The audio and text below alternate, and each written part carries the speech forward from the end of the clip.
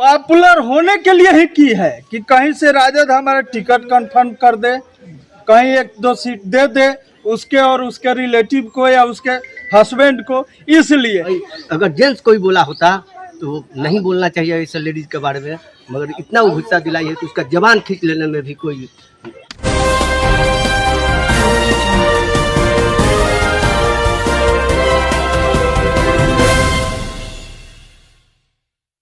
नमस्कार, आप देख रहे हैं विंसम इंडिया और इस वक्त मेरे शरीक में मौजूद हैं सभी सवर्ण समाज के लोग।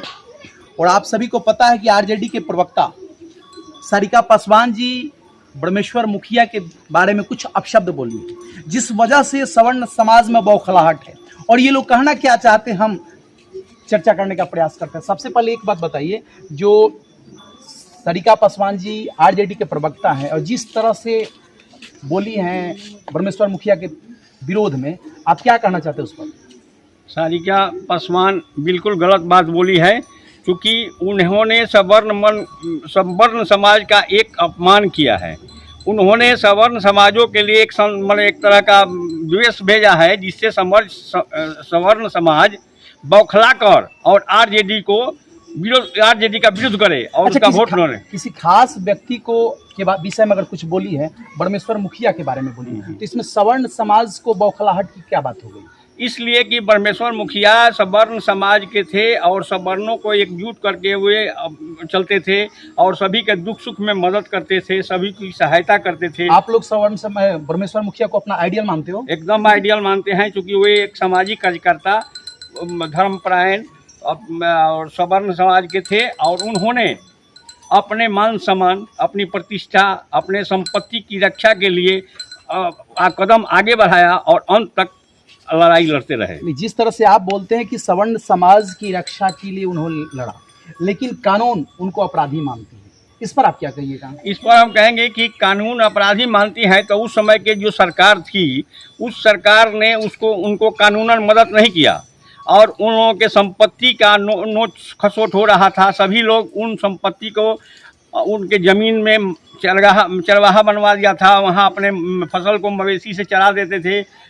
अगर वे लोग बाजार जाते थे तो रास्ते में पकड़कर पीटे जाते थे, उनके धन संपत्ति को लूट ली जाती थी। उस समय यह कदम उनको उठाना पड़ा। ये उचित लगा? हाँ, आपके हिसाब से उचित है? एकदम बिल्कुल। आप क्या कहना चाहते हैं? क्या कहना चाहते हैं जिस तरह से सारिका पासवान अपना बयान दे रही है ब्रह्मेश्वर मुखिया के खिलाफ में, आप क्या कहना चाहते हैं? हमारे पूरे सौर समाज पूरा खिलाफ में है। अगर उनको पार्टी से निकासित नहीं किया जाता है, राजद अपने पार्टी से निकासित नहीं करती है, तो हम लोग एक भी सौर समाज उनको वोट भी नहीं करेंगे और सपोर्ट भी नहीं करेंगे। वोट नहीं कीजिएगा? नहीं, वोट नहीं करेंगे उनको। आप क्या कहना चाहते हैं? हम भी वही करना चाहते हैं कि सबसे बड़ी बात यह है कि ब्रह्मेश्वर मुखिया को हम लोग अपना आइडियल आदर्श मानते हैं। इसलिए मानते हैं कि वो हम लोगों के लिए अच्छा कार्य किए और अच्छा कार्य करने हेतु, और ये छोटे मोटे लोग तो कीचड़ उछालवे करेंगे, तो कीचड़ उछालेंगे, तो इसके लिए हम यही कहना चाहेंगे कि वो अपना वचन वापिस ले और उनको निष्कासित किया जाए। नहीं तो हम लोग पूरा स्वर्ण समाज उनके खिलाफ ईंट से ईंट बजाने के लिए काम करेगा। देखिए, जिस तरह से ये लोग वो बता रहे हैं कि सवर्ण समाज पूरी एकजुट है और एकजुट होकर के उनके विरोध में बोल रहे हैं कि अगर सारिका पासवान जी अपने वचन को वापस नहीं लेती है और आरजेडी इस पर एक्शन नहीं लेती, यानी पार्टी से निष्कासित नहीं करती है, तो हम लोग वोट का बहिष्कार कर देंगे, यानी आरजेडी के विरोध में हम लोग जाएंगे। अभी देखिए, ये चीज जो है सो भूमिहार ब्राह्मण एकता मंच फाउंडेशन के प्रदेश महासचिव हैं और इनसे हम चर्चा करने का प्रयास करते हैं, खास करके जिस समाज से आते हैं, सवर्ण समाज से, और भूमिहार ब्राह्मण एकता मंच फाउंडेशन के सदस्य हैं। तो आपको क्या लगता है, इस पर क्या बोलिएगा? ब्रह्मेश्वर मुखिया के खिलाफ में जिस तरह से बयान चल रहे हैं, क्या कहना चाहते हैं? सबसे पहले आपके विल्सम इंडिया के सभी दर्शकों को नमस्कार और बहुत बहुत धन्यवाद। सारिका पासवान है कौन? आरजेडी की प्रवक्ता है। प्रवक्ता है, आप बोल रहे हैं प्रवक्ता है, हम लोग तो अभी तक कुछ उसको जानते भी नहीं है कि कौन है। लेकिन वो अपने पॉपुलर होने के लिए स्वर्ण पर हमला करती है और इसी तरह हम लोग देखते आ रहे हैं शुरू से। जब भी जिसको पॉपुलर होना होता है वो स्वर्ण पर हमला करता है, स्वर्ण के बारे में कुछ न कुछ बोल देगा। लेकिन हम लोग स्वर्ण समाज के कोई भी नेता या कोई भी व्यक्ति आज तक रामविलास पासवान जी को कुछ बोले हैं, जीतन राम मांझी को कुछ बोले हैं, लेकिन वो लोग को पॉपुलर होना होता है तो स्वर्ण पर हमला करता है। सारिका पासवान कौन है? सारिका पासवान को पॉपुलर होना है तो स्वर्ण पर हमला करेगी? हैं? पॉपुलर होने की मानसिकता उसकी नहीं है, वो तो पॉपुलर होने के लिए ही की है कि कहीं से राजद हमारा टिकट कंफर्म कर दे, कहीं 1-2 सीट दे दे उसके और उसके रिलेटिव को या उसके हस्बैंड को, इसलिए स्वर्ण पर हमला कर रही है। तो ठीक है, चलिए। और परमेश्वर मुखिया हम लोग के आदर्श थे, किसानों के मसीहा थे।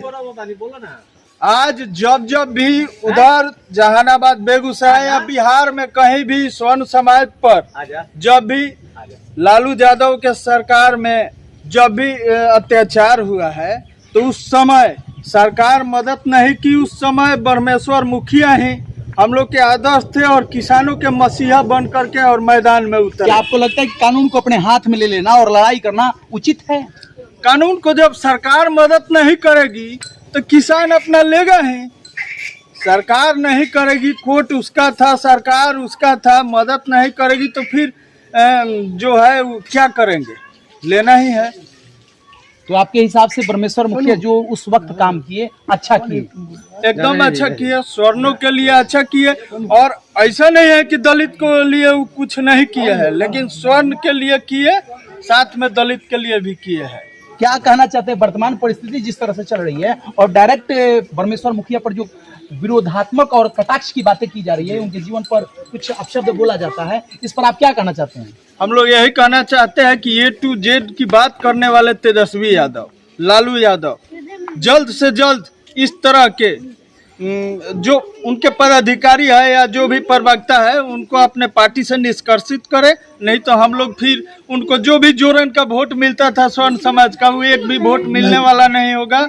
और उसके बाद हम लोग पूरे मुंह जो तरीके से विरोध करेंगे और लास्ट में हो सकता है तो पार्टी से नहीं निकालते हैं तो हम लोग पुतला दहन वगैरह भी करेंगे, देखिए विरोध मार्च करेंगे। देखिए जिस तरह से ये बता रहे हैं कि अगर आरजेडी इस पर एक्शन नहीं लेती है और सारिका पासवान को अपनी पार्टी से नहीं हटाती है तो ये लोग बता रहे हैं कि जो वोट का रुख उनकी तरफ अब की बार जा रहा है वो भी गड़बड़ हो जाएगा। जिस तरह से अपशब्द और अनर्गल बातें चल रही है सवर्ण समाज के खिलाफ, ये बर्दाश्त से बाहर की बातें हो रही है। ये लोग बता रहे हैं कि हम लोग पूरी जोड़ तोड़ के साथ में इस पर एक्शन लेंगे। आप क्या कहना चाहते हैं?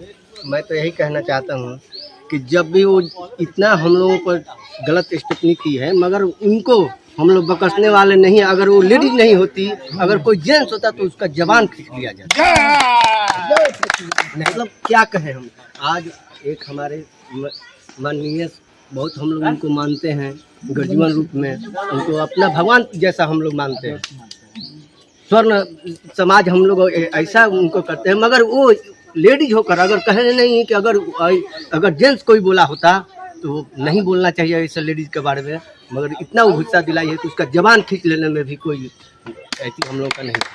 देखिए जिस तरह से बात इन लोगों में बौखलाहट है और जिस तरह से चर्चा सुन रहे हैं आपके सामने जा रहे हैं, और आप सभी लोग इस बात पर निर्णय लीजिएगा और सोचिएगा कि क्या ये सही है।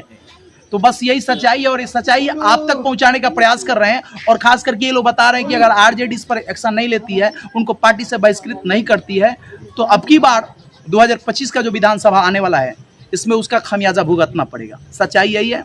इस वीडियो के माध्यम से आपके ज़हन में क्या चल रहा है, आप अपनी प्रतिक्रिया जरूर दीजिएगा। जय हिंद, जय भारत, धन्यवाद।